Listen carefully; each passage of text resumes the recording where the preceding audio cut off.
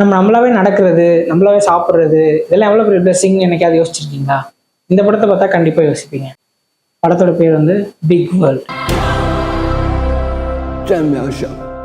தமிழ்ல வந்து நிறைய படம் பார்த்துருப்போம். பேரழகன், தெய்வ திருமகள், பேரன்பு, இந்த மாதிரி நிறைய படம் பார்த்துருப்போம். இந்த படத்துலலாம் அந்த ஒரு ஸ்பெஷல் சைல்டு இருப்பாங்க. அவங்கள சுற்றி உள்ள கேரக்டர்ஸை வச்சு தான் அந்த கதை வந்து பில்ட் ஆகும்.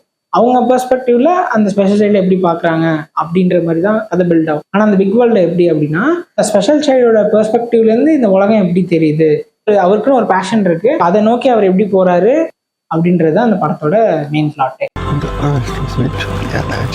ஆக்டிங்குமே சரி ரொம்ப சூப்பராக பண்ணியிருந்தாரு. அவரோட லைஃப் டைம் ஆக்டிங் வந்து இதில் கொடுத்துருக்காரு. அதே மாதிரி படத்தில் ஒரு சப்போர்ட்டிங் கேரக்டர்ஸ், கிராண்ட்மாவா நடிச்சவங்களும் சரி, அவங்க மதரா நடிச்சவங்களும் சரி ரொம்பவே சூப்பராக பண்ணியிருந்தாங்க. முக்கியமாக அந்த கிராண்ட்மா கேரக்டர் வந்து ரொம்பவே ரிலேட்டபிளாக இருந்தது.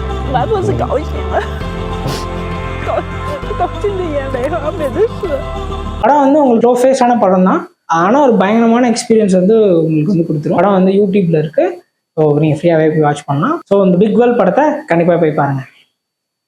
மறக்காம ஃபாலோ பண்ணிருங்க YF சினிமா.